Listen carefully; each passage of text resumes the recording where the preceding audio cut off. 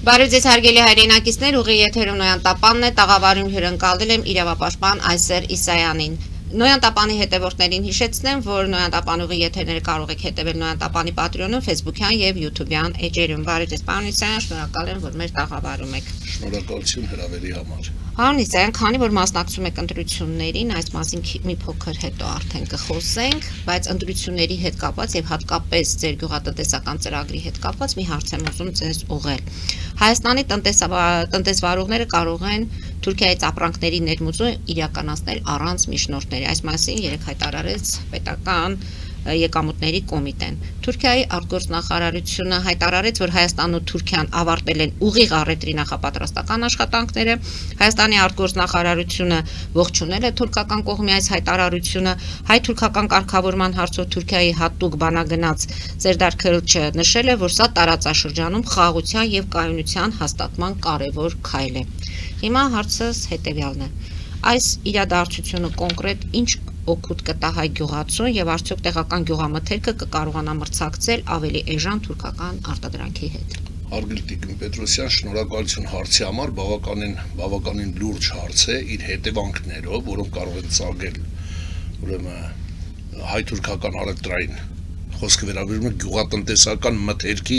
առևտրի մասին, ես վախենում եմ ավելի վատ հետևանքից, որն է այդ վատ հետևանքը։ Բայց այդ վախը տարիներ շարունակ միշտ եղել է, եթե բացվի սահմանը, այդ վախի մասին կբարձրաձայնեմ եւ թող բոլոր գյուղմթերք արտադրողները հասկանան։ Ընդամենը մեկ բան, չնայած փառք ասում, բոլոր արտադրողներն էլ ինձանից շատ լավ են հասկանում, որտեղ նրանք ամեն օր են այդ process-ի մեջ։ Ես վախենում եմ, որ թուրքական կառավարությունը ուղղակի կսուբսիդավորի բոլոր Հայաստան ներմուծողներին եւ պետական ծրագրի շրջանակներում ներմուծվող ապրանքի գինը այնքան կեժանանա, որ ուղղակի հիմնովին կկործանվի առանց այդ էլ խարխալված գյուղատնտեսությունը Հայաստանի Հանրապետությունում, որտեղ 8 տարի առաջ երբ եկան իշխանության գործող էսպահին ղեկավարները Հայաստանի Հանրապետության գյուղատնտեսության նախարարությունը փակվեց։ Մենք չունենք այդպիսի նախարարություն, դա կլանված է մեկ այլ նախարարության մեջ եւ գործում է որպես վարչություն, այսինքն գյուղատնտեսության նախարարությունը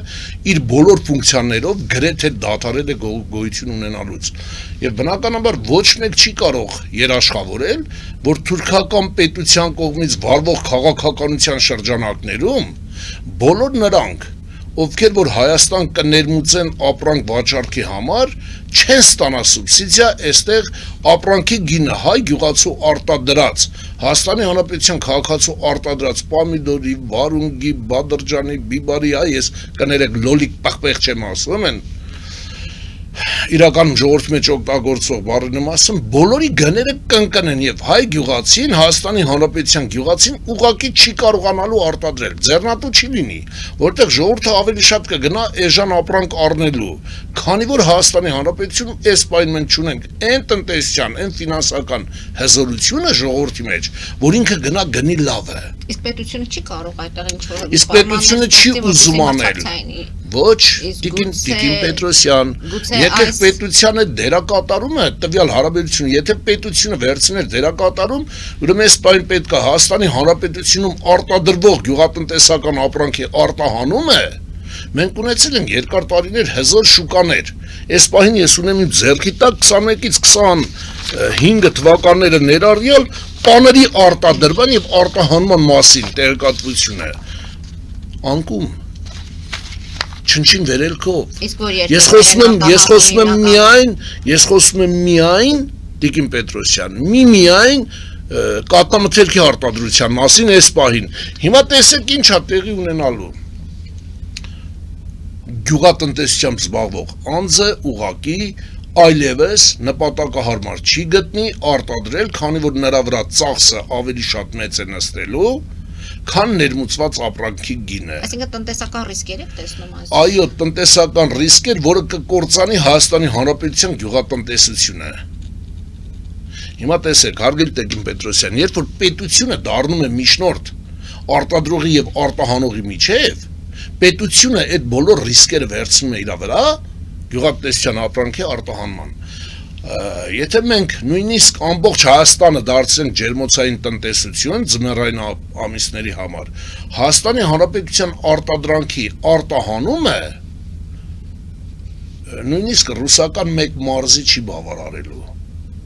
Պատկերացնում եք ինչ մասն եմ ես խոսում։ Պետությունը պետքա դառնա պայմանագրի կողմ, այսինքն լինելու է եռակողմ պայմանագիր արտադրող, արտահանող եւ պետություն որպես երաշխիք, որպեսզի Հայաստանի Հանրապետության արտադրանքը անխոչնդոտ դուրս գա։ Այստեղ արի մի հատ խթանենք մեր տնտեսությունը։ Քանի դեռ պետությունը երաշխիք չէ, այս հարաբերությունների դրական հետևանքների մասին խոսելը վաղ է։ Բնականաբար այո, որովհետև մենք խոսում ենք մի երկրի մասին, որը տարիներ շարունակ չի ցանկացել տեսնել Հայաստանի Հանրապետությունը հզորացած, եւ մենք խոսում ենք մի պետության մասին, որի միակ նպատակն է եղել Հայաստանի տարածաշրջանը առանց հայի տեսնելը։ Հիմա տեսեք, եթե կործանվում է գյուղատնտեսությունը, տեղի ունենում արտագաղթը, որովհետև մնացածը կամ պետքա գնան ներմուծողների ձեռքի տակ որպես վաճառող աշխատելու, ես ներողություն եմ խնդրում բոլորից, բայց մենք ավելի շատ ձեռք ենք բերում Բոշի, Տարգաշի կարգավիճակ։ Այսինքն բերեց թուրքը, ներմուծեց թուրքը, մենք դարձանք իր ձեռքի տակ օրը 3000 դրամով վաճառք իրականացնող։ Այս սա չի կարելի թույլ տալ, Տիկին Պետրոսյան։ Թուրքիան ունի Հայաստանին տալու միայն մեկ բան՝ Վիլսոնյան պայմանագրով վերցված Հայաստանի Հանրապետության տարածքները, որի տակ բազմաթիվ պետություններ դրել են իրենց կնիքները եւ խաղաղություն գոռացող Ամերիկայի Միացյալ Նահանգները այսօր պետքա ոչ թե Տրամպի ուղու հետ կապված, այլ Վիլսոնյան պայմանագրի հետ կապված պետքա հետևողական լինի, որպեսզի վերադարձվի Հայաստանի Հանրապետության պատմական հողերը եւ ոչ թե նոր Հայաստան հասկացողությունը պետքա շրջանառվի Թուրքիայի կամ տարածաշրջանի խաղաղության հետ, այլ հզոր Հայաստան Վիլսոնյան տարածաշրջանի այդ ամբողջական քարտեզը ամբողջությամբ, եթե չեմ սխալվում, 162,000 քառակուսի կիլոմետրի մասին է խոսքը, որից ինչ թողեցին, ոչ մի բան, այս սա վերադարձեք Հայաստան, այս սրա հետ կապված խոստանում եմ, եթե հետ գա Հայաստանի Հանրապետության տարածքը, պատմական Հայաստանի, կնքված պայմանագրի Վիլսոնյան, ես կընտրեմ ԿՊ։ Նկատի ունեք, որ այս իրադարձության հետ եք ինչ որտեղ քաղաքական սրա հետ կապված այս արդեն ամեն դեպքում ապրանքների ներմուծման այդ տնտեսական ֆակտորի մեջ տեսնում եք նաև քաղաքական վտանգներ։ Այո, բավականին լուրջ։ Ինքը դանդաղ որի հետ կապված ես շատ եմ ցավում, բայց ժողովուրդը այս պահին դրա գնահատականը դեռևս չի կարողանում տալ, Տիկին Պետրոսյան։ Ես խոսում եմ ոչ թե որպես իրավապաշտպան, ես իրավապաշտպանության հետ նաև միացնում եմ պետության հանդեպ նվիրյալի մտածելակերպը։ Այս հարցի հետ կապված կարծես թե ամեն ինչ պարզ է ձեր տեսակետը եւ հիմա դրանից բխող մեկ ուրիշ հարց։ Սա է պատճառը, որ դուք մասնակցում եք ընտրություններին։ Բնականաբար այո։ Եվ ընտրություններին մասնակցում եք ժողովրդավարական համախմբում կուսակցության առաջարկով։ Այո։ Եվ ինչպես ստացվեց այս ձեր համախմբումը, ձեր միասնական այս գործունեությունը, ինչպես եղավ, դուք առաջարկ ստացաք, թե պարզապես ձեր ծրագրերին ծանոթացան, ինչպես եղավ ձեր եւ Սուրեն Պետրոսյանի։ Տիկին Պետրոսյան, ուրեմն շնորհակալություն հարցի համար։ Ես տեղադրել էի նախորդ, երբ բոլորն էլ դիտել էին կամ շատերը, բավականին լուրջ հնչեղություն ունեցավ իմ հայտարարությունը, որ ես չեմ գնա ընտրությունների մուրացկանի կարգավիճակով։ Ձեր տաղավարից նույնպես ես հայտարարեցի, այո, որ այսերից անը բոլոր տեխնացուներին հարգում եմ, բոլորի ցավը տանեմ։ Մենք տեխնացու չենք քննարկում, մենք մոտեցում է ազգային փոքրամասնությունների ձայներին եւ առհասարակ ընտրական իրավունքին ընտրացուցակներում ներգրավելու մասին է գնում խոսքը, այս բանը կարող եմ ասել, որ արդեն ընտրացուցակներով 16-րդ տեղում է Բորիս Մուրազին, Ռոբերտ Քոչարյանի ղեկավարած կառույցի ցուցակում, Մուրազ Շամոյանը 63-րդ տեղում է, Սամվել Կարապետյանի կողմից ղեկավարած բանում պայքարի ցուցակում եւ Ռուստամ Բաքյան, մենք ունենք նաև պարոն Ծառուկյանի մոտ եզդի տեխնացու ապարանից։ Բուբոյաններից։ Ուրեմն հիմա տեսեք, քանի հոգի է գնալու ազգային ժողով, քանի եզդի, կարող եք ասել, քանի ասորի, քանի հույն։ Երբ որ ես դրեցի, որ նույնպես չի, որ հիմա մենք ունենք ազգային ժողովում ազգային փոքրամասնությունների ներկայացուցիչ բավական եւ ակտիվ է եւ ոչ Տիկին Պետրոսյան, ակտիվ են նրանք իրենց կուսակցությունների շահերից ելնելով։ Եկեք վերցնենք եւ վերջի 8 տարիների ընթացքում նայենք, թե ազգային փոքրամասնությունների ներկայացուցիչները ինչ գործառույթ են իրականացրել կոնկրետ իրենց ազգի հետ կապված ազգային շահից բխող մշակույթային ձեր համար չեք զգացել այդ։ Տիկին Պետրոսյան, եթե դուք նկատի ունեք, որ մի քանի օր նույնիսկ առաջ վարչապետ Նիկոլ Փաշինյանը մեծ շուկով գնաց եզդիական սրբավայր, իսկ այնտեղ ողջունեցին նրա գնալը, նույնիսկ այնտեղ պոստեր գրվեցին, որ շատ նշանակալի օր է եզդիական համայնքի համար, իմ համար ոչ մի նշանակալիություն չուներ։ Ինչի՞։ Որտեղ Նիկոլ Փաշինյանը ինչ հայտարարեց, ասեց ինձ չէին հրավիրում։ Իսկ ես ուզում եմ հասկանամ, Նիկոլ Փաշինյանին եզդի ազգի հզոր առաջնորդ Ազիզ Թամանի թաղմանը պետք է հրավիրեին։ Ես ինչքանով գիտեմ հրավիրատոմս թաղմանը մասնակցելու չեն ուղարկում։ Պարոն Իսայան, բայց ներողություն կթողեք, որ ես ավարտեմ միտքս։ Ես ասեմ դուք շարունակեք, բայց Ծաղկահովիտում ազգությամբ եզդի տղան երկով դիմավորեց Նիկոլ Փաշինյանի եւ երգում էր եզդի եւ հայ ազգերի այդ բարեկամության մասին, եղբայրներ ենք, հայրենիքը մեր սա է։ Ներողություն։ Իսկ գործող իշխանությունը կամ որ իշխանությունն է, Հայաստանի Հանրապետությունում բավականին իշխանություններ են փոխվել։ 18 թվականից առաջի Հանրապետության դաշնակցականներ, հետո Խորհրդային Միության իշխանությունը, հետո Լևոն Տեր-Պետրոսյանի, դրանից հետո Ռոբերտ Քոչարյան, Սերժ Սարգսյան, Նիկոլ Փաշինյան, իսկ երբևէ որևէ մի իշխանության ժամանակ կասկածի տակ է դրվել հայ եզդիական եղբայրությունը։ Հիմա այս իշխանության ժամանակ էլ չի դրված այդ կասկածի տակ։ Չէ, այդ երեխայի կողմից երգը ավելի շատ դաստիարակչական էր Նիկոլ Փաշինյանին ուղղելու նրա կողմից այս վերջի 8 տարիների ընթացքում թույլ տված բավականին լուրջ բացթողումներ։ Նա հիշեցնում էր, որ մի մոռացի Նիկոլ Փաշինյան, որ մենք եղբայրներ ենք։ Այսինքն ձեզ համար բավարար չէ այն մոտեցումները, որ կա իշխանության կողմից ազգային փոքրամասնությունների նկատմամբ, եւ հիմա դուք ազգային ժողով գալով ինչ եք փոխելու։ Տիկին Պետրոսյան, նախ առաջին այսերի սանը տեխնացու չի, падգամավորի։ Ես падգամավորի տեխնացու չեմ։ Իմ կողմից բերված ծրագիրը նկատել էր պարոն Պետրոսյանը կամ նրա քաղաքական թիմը, ուրեմն ինձ հրավիրեցին զրուցելու իմ կողմից բերված Հայաստանի Հանրապետության տնտեսությունը զարգացնելուն ուղղված ծրագրերի 6 կողմից բաղկացած ծրագրերի շուրջ։ Երբ մենք քննարկեցինք ծրագրերը, ինձ առաջարկվեց մասնակցել պայքարին, բայց ոչ որպես ես հրաժարվեցի որպես տեխնացու, բնականաբար ոչ որպես տեխնացու, այլ ընտրություններում հաղթանակ տանելու դեպքում որպես վարչապետի հատուկ հանձնակատարի կարգավիճակ ունեցող կառույցում, պաշտոնում, հիմա հետագայում ոնց կլինի։ Իմ առաջարկությունը եղել է մի բան, այն ձև չի, որ ես պաշտոնի համար ուշքս գնում եմ։ Ես առաջարկել եմ պարոն Պետրոսյան եւ հարգելի քաղաքական թիմ այսօր իսանը կընդունի ձեր առաջարկությունը միայն մի պարագայում, երբ որ Հայաստանի Հանրապետության 5 մարզերում, որտեղ եզդիներ են բնակվում, մարզպետի տեղակալի, այսինքն մարզպետի օգնականի, խորհրդականի կարգավիճակում կլինեն եզդի ներկայացուցիչներ։ Ինչպես նաև Արարատի մարզում կլինի ասորի ներկայացուցիչ, ինչպես նաև Կոտայքի մարզում կլինի հույն ներկայացուցիչ, Գեղարքունի ներողություն,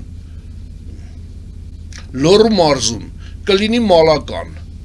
այսինքն որտեղ որ կա խիտ բնակեցված ազգային փոքրամասնություններով ազգաբնակչություն, պարտադիր կերպով պետք է լինի ազգային փոքրամասնության ներկայացուցիչ, ով որ աշխատելով պետական կառույցում ավելի շատ հետամուտ կլինի եւ իր նվիրումը կբերի իր ազգի շահը Հայաստանի Հանրապետության ժողովրդի շահից չտարանջատելուն, որը որ տարվում, ներողություն, ավարտեմ միտքս, նոր հետո հարցը տվեք, որը որ տարանջատումը, այսինքն մենք այսօր ֆիքսում ենք մի բան, վերջի 8 տարիների ընթացքում, եթե գործող իշխանությունը ինձ ասի, որ իրականացրել է տարին 1 մշակութային ծրագիր, որի վրա ծախսվել է այսքան գումար, եզդիական մշակույթը Հայաստանի Հանրապետությունում կամ ասորական, կամ մալականների, հին մալականների իդեպ նրանք, ինչպես ինձ ասացին, հին հավատքի հետևորդներ են, ստարավերներ, որոնք եկել են Հայաստանում 50-ական եկեղեցու հետևորդներն են, քրիստոնեական, նրանց ներկայացուցիչներից մի հատ ինձ կասեք, քանի ազգային փոքրամասնության մշակույթային հզոր ծրագիր է ներկայացվել։ Ազգային փոքրամասնությունների մշակույթի օր 8 տարվա ընթացքում 3 անգամ նշեք ամիս ամսաթիվ, չունեք, որովհետև չի եղել։ Էլի եմ կրկնում, Ազիզ Թամոյանի թաղմանը չմասնակցող քաղաքական թիմը իմ համար եթե գնում է եզդիական սրբավայր նախընտրական ծրագրի շրջանակներում, ես այդպես եմ գնահատում։ Դրանից ավել գնահատական չկա,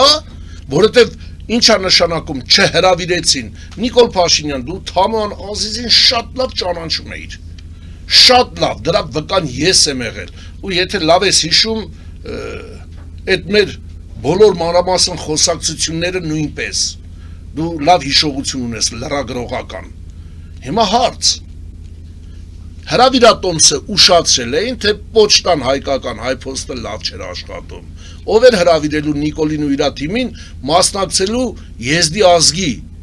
առաջնորդ երջանկահիշատակ Ազիզ Թամոյանի թաղման արարողությանը։ Ոչ մեկ։ Այդ դեպքում իր գալը եզդիական սրբավայր դա քաղաքական PR էր, ընդհանրապես ցույց տալ, որ տեսեք, այն իր սրտիկներ ուղված եզդի ազգին, որ իրականում դատարկություն է։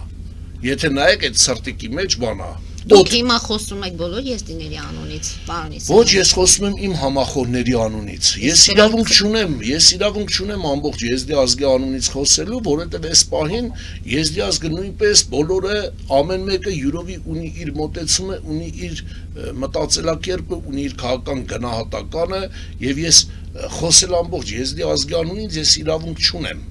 Դուք խոսում եք, որ պետական միջոցառումներ չեն արվում ազգային փոքրամասնությունների հետ կապված մշակութային եք խոսում։ Կրթության ոլորտում կան խոչընդոտներ ձեզ համար, աշխատանքի տեղավորման հարցում կան խոչընդոտներ, բիզնեսներ կազմակերպելու հարցում կան խոչընդոտներ, կամ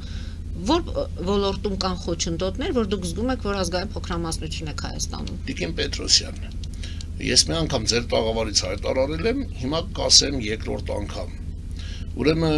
եթե դուք ինձ կասեք, գուցե ես լավ չհիշեմ, ազգ առանց մշակույթի կորում է, ոչնչանում է, առանց իր սեփական մշակույթը պահպանելու, առանց ներկայացնելու։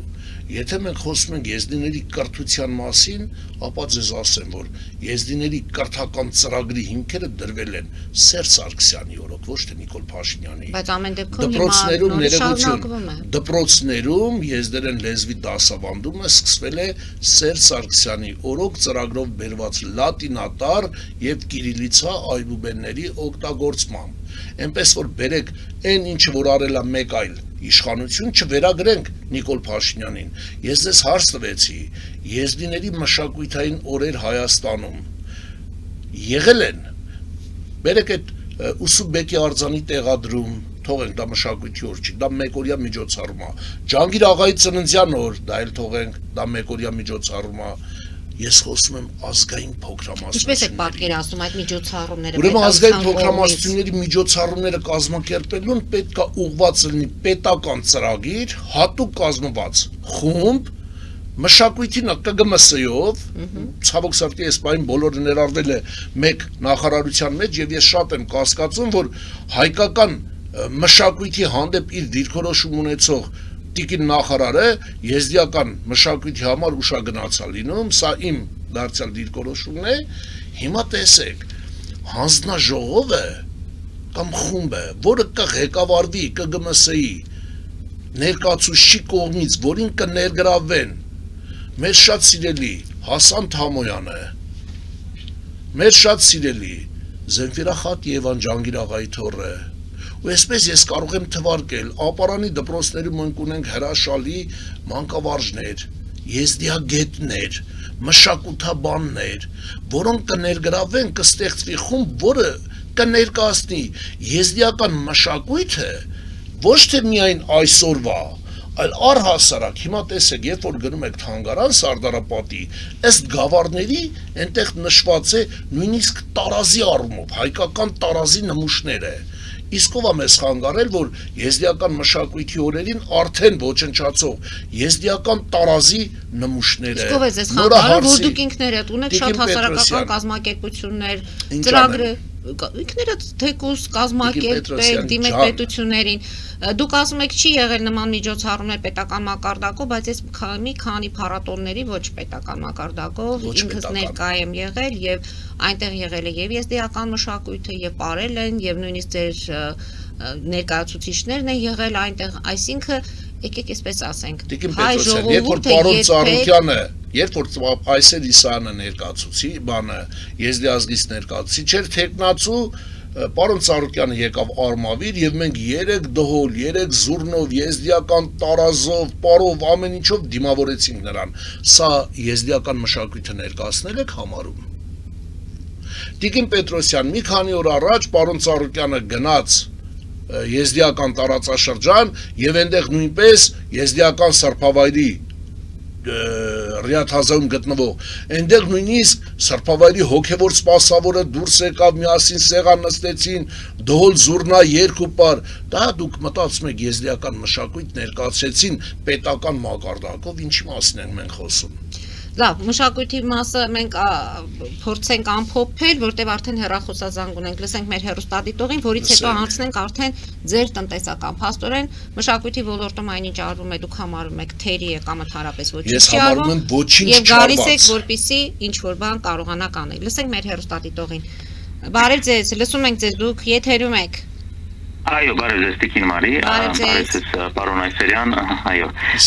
ողջունում ձեզ հեռավոր գլնդելից պարոն Այսերյան, ես մեծ հարգանք ունեմ եզդի մշակույթի ազգի նկատմամբ, ես հասկանում եմ ձեր մտահոգությունները եւ հարցս այսպեսին է, նախ հարցս Հայաստանի եվրոինտեգրման այդ շրջանակների մեջ է հավանաբար տեղավորվում Եթե Հայաստանը դառնա Եվրոմիության անդամ կամ թեկուզ տեխնացու կամ դիմի, Եվրոմիսիոնը ունի խիստ պահանջներ, որ ազգային փոքրամասնությունների իրավունքները հարգվում են, Եվրոմիսիոնը պարտադրում է որպես պահանջ իր անդամ դառնալու, որպեսզի այդ ձեռացած միջոցառումներ կազմակերպեն կամ ցանկացած ձևով հարգվեն, եւ եթե ազգային փոքրամասնությունները ցանկացած երկրում անտեսված են զգում, նրանք կարող են դիմել այդ եվրոպական կառույցներին ասելով, որ այս երկիրը չի կարող դառնալ անդամ, եթե չի հարգում իր իրավունքները։ Սա կուզենայի իմանալ, դուք արդյոք պատրաստ եք սատարելու կամ պահանջելու այդ կառավարությունից Հայաստանի իշխանություններից, որպեսզի հայտ ներկայացնի եւ արագացնի Հայաստանի Եվրոպայի միության անդամակցությանը, որը կօգնի եւ Հայաստանին տնտեսապես եւ ձեր փոքրամասնությունը մշակութային առումով։ Պատրաստ եք դուք դա պահանջելու եւ սատարելու այդ ուղղությունը։ Շնորհակալություն։ Մենք ենք շնորհակալ զանգի համար։ Շնորհակալություն զանգի համար, հարցը բավականին հետաքրքիր էր, Այսեր Իսայանը առհասարակ չի ընդունում եվրոպական արժեքները Հայաստանի Հանրապետությունում եւ եթե ասեմ հանուն արդարության, ուրեմն դեռևս Սերժ Սարգսյանի, գուցեև Ռոբերտ Քոչարյանի կառավարման ժամանակաշրջանում պահանջը հենց ներկայացրեց Եվրախորհուրդը, որպեսզի Հայաստանի Հանրապետությունում ազգային փոքրամասնություններին վերաբերող որոշակի դրույթներ, ծրագրեր, միջազգային ինչ-որ բաներ, պայմանագրեր Հայաստանի Հանրապետությունը ընդունի եւ ընդունվեց, սակայն դրանք մնացին թղթի վրա։ Հիմա որին Եվրոպան որևէ կերպ հետևողական կամ հետամուտ չի եղել։ Ինձ համար ավելի շատ ձեռնատու է, նոր ես ասեցի,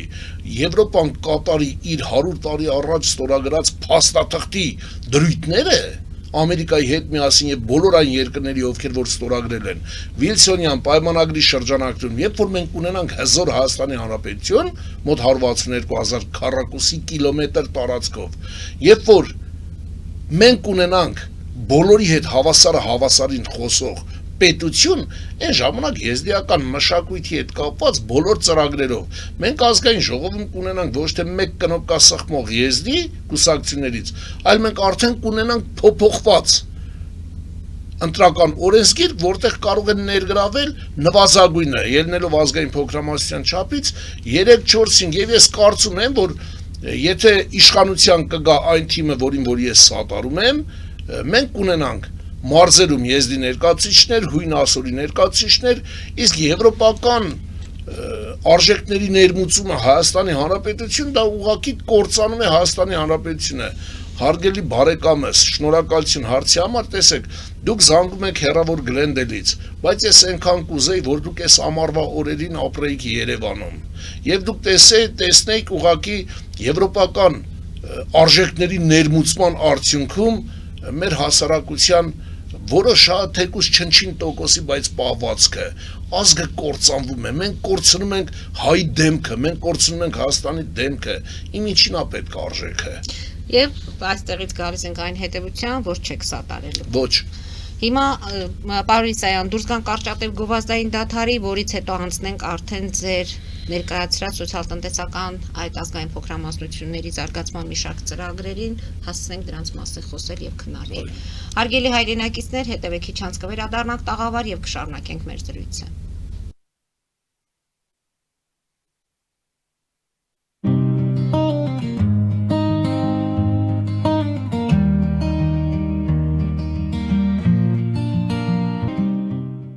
Ֆելիչե ժամանակակից ատամնաբուժական կլինիկա։ Այստեղ հարմարավետությունն ու խնամքն առաջնային են։ Այստեղ կիրառվում են ատամնաբուժական ամենաժամանակակից տեխնոլոգիաներ, ճշգրիտ ախտորոշում, արդյունավետ բուժում, նուրբ փորձառություն եւ անհատական մոտեցում։ Սկսած սովորական մանրուքներից մինչև առաջադեմ ընթացակարգեր, այստեղ դուք գտնվում եք բարձր որակավորում ունեցող եւ փորձառու ատամնաբուժական մասնագետների ձեռքերում։ Մեր բարեկամական եւ հյուրընկալ անձնակազմն այստեղ է յուրաքանչյուր այցը հաճելի դարձնելու համար։ Ֆելիչե, ձեր առողջ եւ ամենաերջանիկ շպիտը սկսվում է այստեղից։ Եկեք եւ բացահայտեք նորարարության փորձագիտության եւ կարեկցանքի կատարյալ համադրությունը։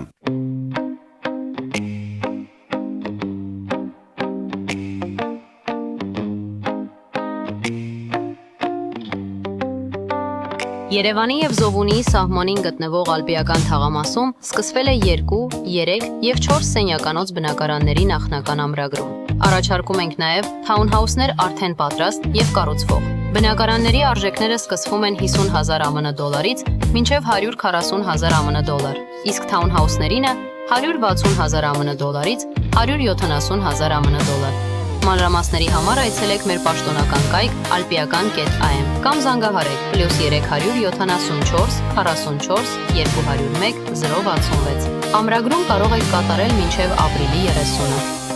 Ալպիական թաղամաս, ձեր նոր տունը հայրենիքում։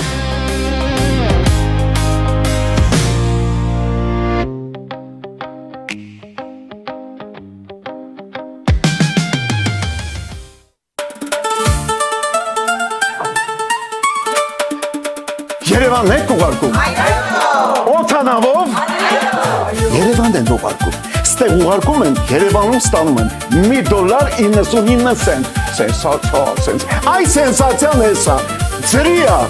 Իսկ ավտոմեքենաները կարող եք ուղարկել անհավատալի ցածր արժեքներով։ Նավով վճարում եք 1 արքրի համար, 2 արկղել անվճար։ Ասեք,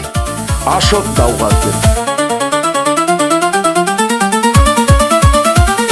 Jackpot հագուստի խանութը երկրորդ մասնաճյուղն է բացել Գլենդելի սրտում, որտեղ կարող եք ձեռք բերել եվրոպական եւ ամերիկյան ընտիր հագուստեղեն, կոշկեղեն, աքսեսուարներ, պայուսակներ ամենահարմար արժեքներով։ Նաեւ կարող եք ցանկացած ապրանք պատվիրել եւ ձեռք բերել կարճ ժամանակում։ Jackpot-ի Գլենդելի հասցեն է 1135 North Pacific Avenue, հեռախոս 818 813 2252։ Jackpot հագուստի լավագույն կենտրոնը Գլենդելում։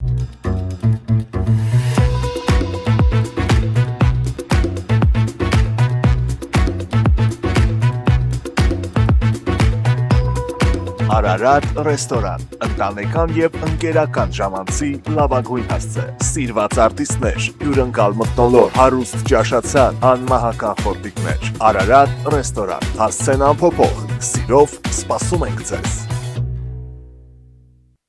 Լավագույն պաղպաղակ, բնական, համեղ եւ մատչելի գներով պաղպաղակը կարող եք ձեռք բերել բոլոր հայկական խանութներում։ Պահանջեք հայկական պաղպաղակ, Թամարա պաղպաղակ։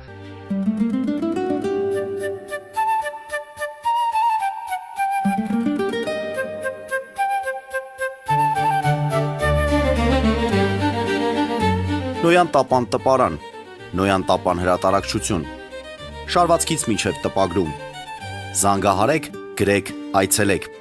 միասին պատրաստենք ձեր գիրքը, ամսագիրը կամ թերթը, որտեղ նշվելու է, տպագրված է Նոյան տապանում։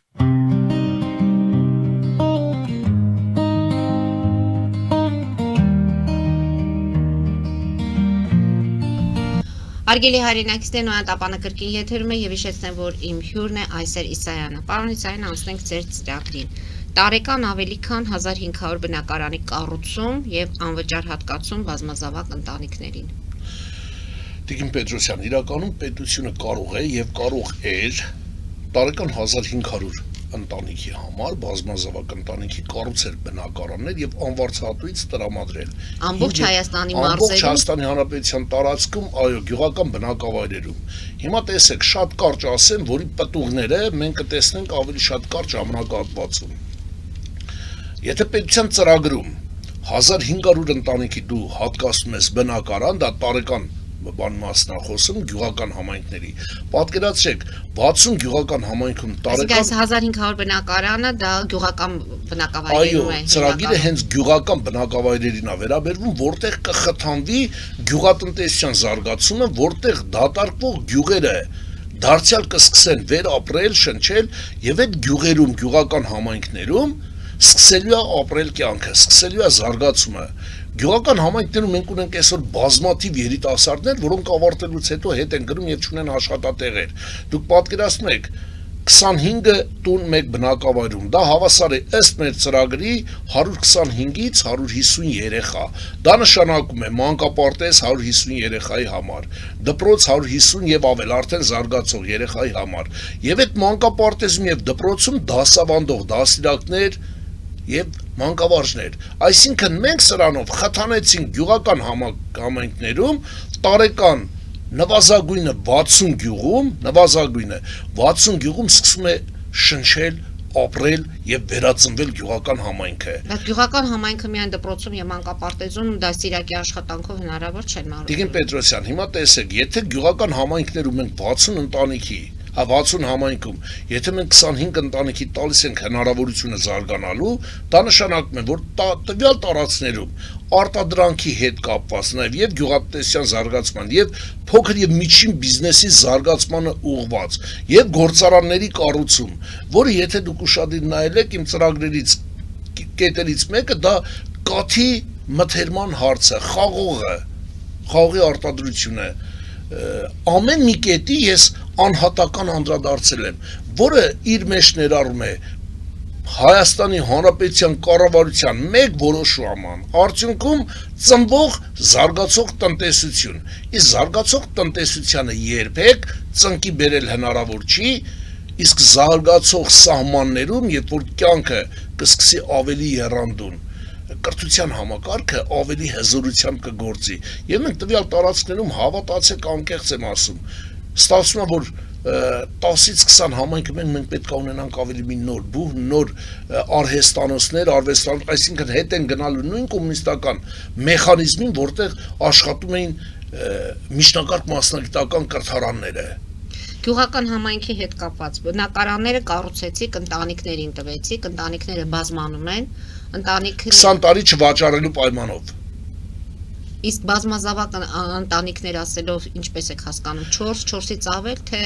կարելի է ներառել նաև 4-ը, բայց հիմնականում 5 եւ 5-ից ավել։ 5 երեխա ունեցող ընտանիքին կտրամադրվի 100 քառակուսի մետր, ես խոսում եմ բնակարանի մասին, որը 100%-ով կահավորված է լինելու։ Այսինքն ընտանիքի գլխավորը վերցնում է իր կնոջն ու երեխաներին եւ ձեռները թափ տալով մտնում է տուն։ Ինչով է զբաղվում ընտանիքի հայրը։ Ընտանիքի հայրը կարող է զբաղվել ըստ իր մասնագիտությամբ եւ անասնապահությամբ եւ գյուղատնտեսության զարգացմամբ եւ արդեն դրա արդյունքում ծնված գործարաններում որպես բանվոր, որպես տեխնոլոգ, իսկ մենք հիմնական ինչ գործարանների մասին եք խոսում, խաղողի մթերման գործարաններ, կաթի մթերման գործարաններ, հա։ Տիկին Պետրոսյան, ուրեմն տեսեք, Հայաստանի Հանրապետությունում մեր սարերը, մեր տեղանքը թույլ են տալի, որպիսի կաթի մթերումը հասցնեն գիգանտի եւ դառնան մրցակիցը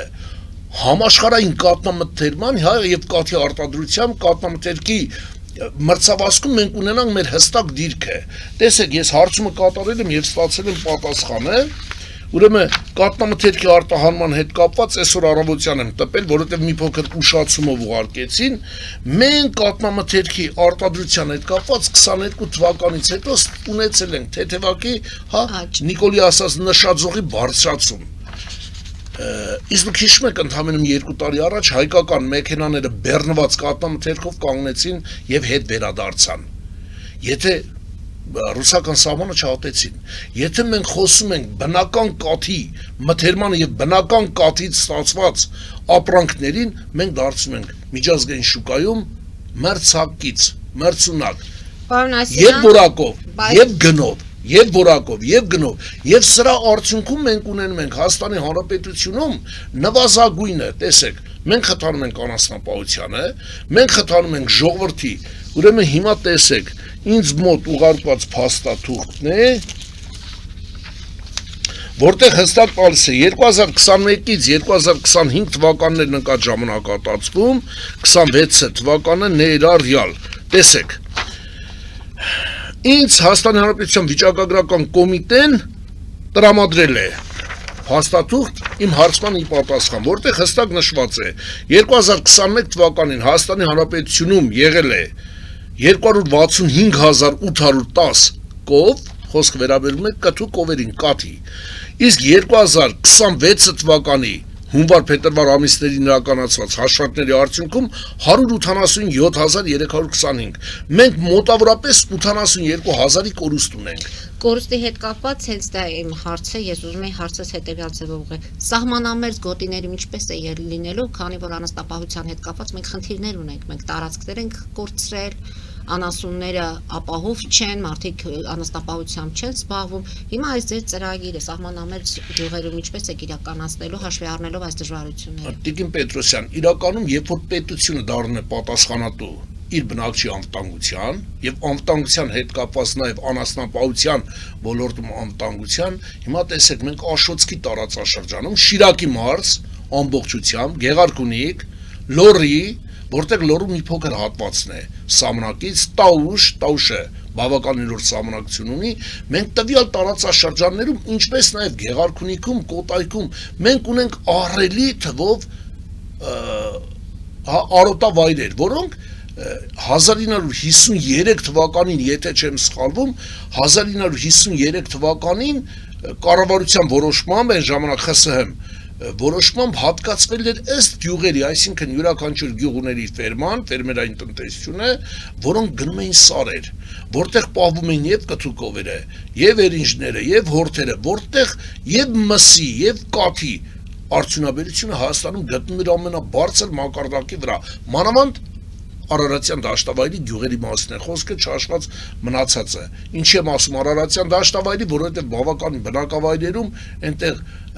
ձմռանը ձյան շերտի պատճառով խոշոր եղջերավորների պահումը, ի տարբերություն մանր եղջերավորների ավելի քիչ էր։ Այնտեղ ավելի շատ ոչխարապահություն էր եւ ոչխարաբուծություն է։ Հիմա եկեք մենք սատարենք եւ հասկանանք։ Պատկերացնում եք այս ձևի մի բան, ես ասել եմ եւ կրկնում եմ։ Գյուղական համայնքների 50,000 բնակչի յուրաքանչյուրին տալիս ենք 2 ականքով, կատնատու կով, եւ դու այդ ընտանիքին այլևս նպաստ չես տալի 30-40 հազար նպաստի փոխարեն, բայց պայմանով նա այդ կովերը չի վաճառում եւ ստեղծում են ընկերություններ, հա, ստեղծումաթիվ, ովքեր որ վերահսկում են տվյալ կովերի պահման process-ը։ Այսինքն գոմերը պետք է հենց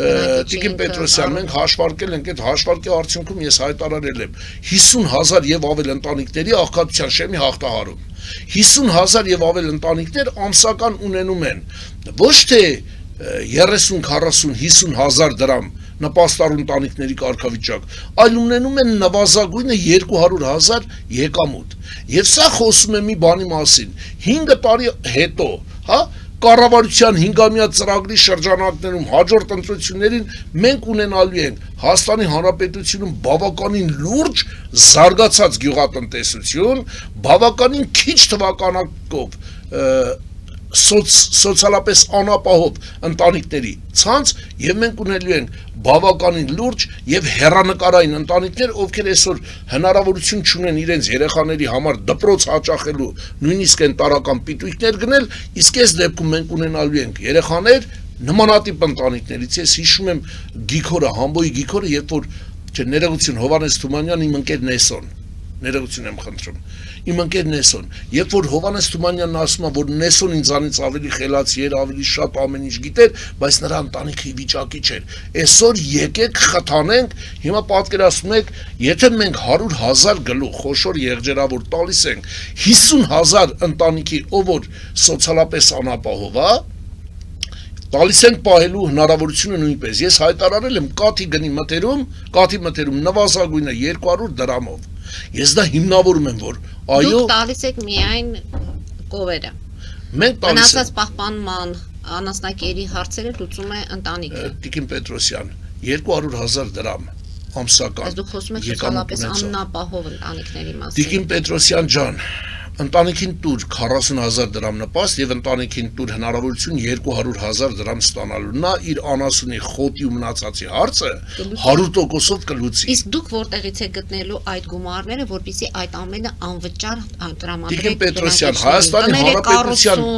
Հայաստանի Հանրապետության պետությունը այդքան հզոր է։ Եթե ժողովրդից թաքցվում է, որ պետությունը այդքան հզոր է, այ կգա նոր իշխանությունը, որ պետության արչև, որ բնակչի արչև կբացի իր բոլոր խաղակարտերը եւ կասի. «Սիրելի հայրենակիցներ, այն որ ձեզանից այսքան ժամանակ միշտ հագցվել է, այո, Հայաստանի Հանրապետությունը ունի այսպիսի հզորությամբ տնտեսություն, որը կարելի է ուղղակի օգտագործել ձեր հետ խաղալով, բաց քարտերով, ավելի բաց»։ Բնակարաններ եք տալիս, տներ եք տալիս մի տեղ, որտեղ չկա ոռոգման ջուր, չկա գազ, չկա խմելու ջրի խնդիր, ինչպես է այս հետաքրքիր բան ասեցիք, ոռոգման ջրի հետ կապված։ Ուրեմն ես խոսել եմ Հայաստանի Հանրապետության ոռոգման կոնկրետ ջոյերի եւ ջոմերի ստեղծման ակունքներում կանգնած անձի հետ եւ բավականին երկար քննարկում ենք ունեցել։ Ես հայտարարել եմ ոռոգման ջրի գինը իջացնել 6.5-ից 7 դրամ, բայց տվյալ անձը ինձ ապացուցեց, որ կարելի է գինը իջեցնել մինչեւ 5 ու 9 դրամ յուրաքանչյուր խորանարդ մետրի համար։ Այսինքն մենք 3 անգամ իջացնում ենք ոռոգման ջրի գինը։ Հայաստանի Հանրապետությունը ունի ոռոգման ջուր, Հայաստանի Հանրապետությունը ունի շատ հզոր ոռոգման ցանց, Հայաստանը կարող է ստեղծել արևային էներգիայի միջոցով առանց թափվող ջրերի հետ մղման տարբերակով սարերը նույնպես կարող են ոռոգել։ Ցնցուղային տարբերակով Տիկին Պետրոսյան արևային էներգիայից վերցված պոմպականների աշխատանքի, այդ գեներատորների, շարժիչների աշխատանքով մենք կարող ենք նույնիսկ սարերը ջրել, որպիսի խոտը այնտեղ աճի եւ ամառվա չորային ամիսներին չչորանա։ Դա նշանակում է, որ մենք ունենալու ենք նույնիսկ սարեր, որոնք որ կերակրելու են զարգացող անաստանպահությունը, այսինքն եւ ոչխարաբուծությունը եւ կովաբուծությունը։ Դա հիմնավորված է։ Այստեղ ուղղակի ժամանակի առումով ես չեմ կարողանում ամբողջական ցանցը ջոյերի եւ ջոմերի ջրային ռեսուրսների ճիշտ օգտագործման, եթե հայտարարել ենք Տիկին Պետրոսյան, այսօր պատրաստ եմ ցանկացած կառույց, այ հիմա ձեր տաղավարից հայտարարում եմ. Պարոն Փաշինյան, պարոն Քոչարյան, պարոն Կարապետյան, պարոն Ղուկասյան, Վարդան Ղուկասյանի մասին է խոսքը, նախկին օմբուդսմեն, պարոն Թաթոյան եւ մնացած բոլորդ, ովքեր որ այս պահին ցանկանում են մտնել ազգային ժողով եւ պետական կառավարման համակարգը գործադիրում թե օրենսդիրում վերցնելու միտում ցանկություն ունեք եւ նպատակներ եք հետապնդում, ամեն մեկը դյուրովի իր ծրագիրը որպես ճիշտ համարելով։ Հրավիրում եմ ձեզ, ձեր ներկայացուցիչներին ավելի շուտ, ովքեր որ իմ հետ նման տապանի տաղավարում կամ տաղավարը ընտրեք դուք, կամ մենք կխնդրենք նման տապանին, որպեսզի ավելի մեծ տաղավար պատրաստի։ Պատրաստ եմ ձեր հետ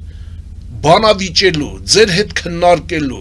ժողովրդի դատին ներկայացնելու Հայաստանի Հանրապետությունը զարգացնելու, հզորացնելու Այսեր Իսայանի 6 կետերից բաղկացած ծրագիրը բոլորիդ հետ կաթի գին, խաղողի մթերում, ոռոգման ջուր, 1500 բնակարան, 50,000 եւ ավել ընտանիքների աղքատության շեմի հաղթարում, ինչպես նաև Հայաստանի Հանրապետությունում արտադրված գյուղապրանքների բարձր գնելով եւ անխոչնդոտ արտահանում։ Ես ներկայացնելու եմ Սուրեն Պետրոսյանի կուսակցությունը, Այսինքն Սուրեն Պետրոսյանի փոխարեն հանդես է գալու Այսեր Իսայանը։ Ես ունեմ այդ իրավունքը, որովհետև ես սատարում եմ նրանց եւ պատրաստ եմ հրավիրում եմ ձեզ, սպասում եմ ձեր արձագանքին, համոզված եմ, որ կգաք, որպեսզի միասին ժողովրդին ասենք, թե որս ինչպես է տեսնում Հայաստանի Հանրապետության զարգացումը։ Պարոն Իսայան, քանի որ մեր ժամանակը մոտենում է ավարտին, կարծում եմ մինչև ընտրությունները մենք նորից հնարավորություն կունենանք ձեզ հետ հանդիպելու։ Քարոզ արշավը փաստորեն շարունակվում է, ուզում եմ հասկանալ, իմանալ ձեր տպավորությունը եւ դուք խոսում եք հայկական պետությունը միասին կառուցելու մասին։ Այն հիմնական փոփոխությունը, որը այսօր ամենաշատն է անհրաժեշտ Հայաստանի Հանրապետությանը, ձեր կարծիքով ո՞րն է։ Տիկին Պետրոսյան, ժողովրդի մեջ պետք է պետության հանդեպ հավատի վերականգնումն է եւ մտածելակերպում փոփոխություն մտցնելը։ Իսկ դա իրականացվում է համատեղ հայկական պետություն ստեղծելու գաղափարի մեջ, որտեղ հայկական պետություն ասվածը, ես ինչի եմ համաձայնվում, ահա, սև արտահայտությունը հայկական պետություն ստեղծելու, որտեղ հայ ժողովուրդը բոլոր ազգերի հանդեպ, բոլոր ժողովուրդների հանդեպ եղել է միշտ սրտաբաց, միշտ հյուրասեր, իր գաղափարներով, իր մոտեցումներով, իր ընկերասիրությամբ, ես խոսում եմ պետության եւ ժողովրդի մասին, ես չեմ խոսում իշխողների մասին, սրանք բոլորովին տարբեր բաներ են։ Եվ եթե մենք ստեղծում ենք հայկական պետությունը, մենք ստեղծում ենք հայկական պետության սահմանների ներսում ապրող ազգային փոքրամասնությունները իրենց մշակույթներով, իրենց հզորությամբ, իրենց գաղափարների իրականացմամբ, հիմա տեսեք, Սուրեն Պետրոսյանի եւ քաղաքական թիմի մոտեցումը մեր հարցին, նայեք, ինչքան հետաքրքիր է ասում, անենք անհրաժեշտը, հետո հնարավոր է եւ հանկարծ կտեսնենք, թե ինչպես ենք իրագործում անհնարինը։ Այո, Սուրեն Պետրոսյանի թիմը դրեց մեխը պետական կառավարման համակարգում փոփոխություններ մտցնելու, որտեղ պետության կառավարման համակարգում ներգրաված կլինեն ազգային փոքրամասնության ներկայացուցիչները բարձր պաշտոններում, որոնք կիրականացնեն հայկական պետականության կերտման գործընթացում իրանց շարունակական բնույթը։ Եվ եւս այս ծիլի մի հղում, ինչը ինձ բերեց նույն մտքին կուսակցության ծրագրերը միասին իրականացնելու ժողովրդավարական համախմբում։ Տիկին Պետրոսյան, այն միտքը, որ պարոն Պետրոսյանը արտահայտեց, հայոց եռագույնի կարմիր գույնը իր արյունով ներկած ժողովրդի զավակը իրավունք ունի եւ պարտավոր է ներգրավել պետության եւ պետականության կերտման գործընթացին։ Սա գիտեք, հզոր միտք, այսինքն մենք կոտրում ենք բոլոր կարծրատիպերը։ Ինչքան շանսեր ունեք։ Շանսերը ինչքան են։ Շանսը տալիս է Աստված եւ ժողովրդի քվեն։ Իսկ Բայց ես կարծում եմ, որ ազգային ժողով մտնելու բարձր տոկոսով կա այդ հնարավորությունը, որտեղ ժողովուրդը կամանց լսելով ծրագիրը, ընդունելով, քննարկելով հանդիպումների արդյունքում, հիմա տեսեք, այսպիսի մի կոչ նաև եւս մեր շատ սիրելի ասորական համայնքին, հունական համայնքին, եզդիական բնականաբար արդեն ասել եմ, նաև մալականներին, ժողովուրդ ջան, ձեր ցավը տանեմ, այստեղ թասիբի ընտրություն է։ Այստեղ դու ընտրում ես քո թասիբը։ Եթե 14 համար, ուրեմն մենք գնում ենք ասորական համայնքի ներկայացուցիչների ներգրավանը, ով Հայաստանի Հանրապետությունում կսկսի արդեն բարձր մակարդակով ներկայացնել իր ազգի մշակույթը, աշխարհասփյուռ ասորիների համախմբումը Հայաստանի Հանրապետություն, դրա համար կոչվում է համախմբում, ժողովրդավարական համախմբում, եզդիական համայնքի ուժի համախմբումը Հայաստանի Հանրապետությունում եւ հայոց պետականության կերտումն ու հզորացումը։ Դուք պատկերացնում եք, եթե մենք ունենում ենք աշխարհասփյուռ եզդիների համախմբում, դա նշանակում է նվազագույնը 12 միլիոնանոց եզդիական համայնքը Հայաստանի Հանրապետությանը թիկունք իր բոլոր ռեսուրսներով, իր բոլոր ներդրումներով։ Դա նշանակում է մոտ 80 միլիոնանոց քրդական համայնքից եզդիական համայնքը, որ ընդունել է մուսուլմանություն, դարձյալ իր նվիրումն ու ներուժը Հայաստանի Հանրապետության տնտեսության զարգացմանը։ Նույնը վերաբերում է ասորական համայնքին, նույնը հունական համայնքին, ել չեմ ասում մալականները։ Գնացեք Տաուշի տարածաշրջան, գնացեք Լոռու մարզ, դատարկված են գյուղերը, Սարատովկա, Մեդովկա, Կալինովկա, Կրուգլաշիշկա, ուր են, Կույբիշև գյուղում, գրեթե չկան մալականներ։ Դուք պատրաստ եք բնակեցնել այդ գյուղերը։ Այո, մենք պատրաստ ենք բնակեցնել դա սխալ արտահայտությունն է, ներողություն եմ խնդրում, վերաբնակեցնել, այո, մարդիկ կգան, ռեսուրսները բավարարում է, պետությունը ունի այդ հզորությունը, որը որ թաքցվում է։ Իսկ ինչու ձեզ հավատալ, որտեղ նման խոստումներ։ Տիկին Պետրոսյան, հիմա տեսեք, Հայաստանի Հանրապետության քրեակատարողական հիմնարկներում, որտեղ կալանավորը ամենաընկճված դերում է գտնվում, այսօր Իսայանը ընդունված եւ ամենապահանջված իրավապաշտպանն է։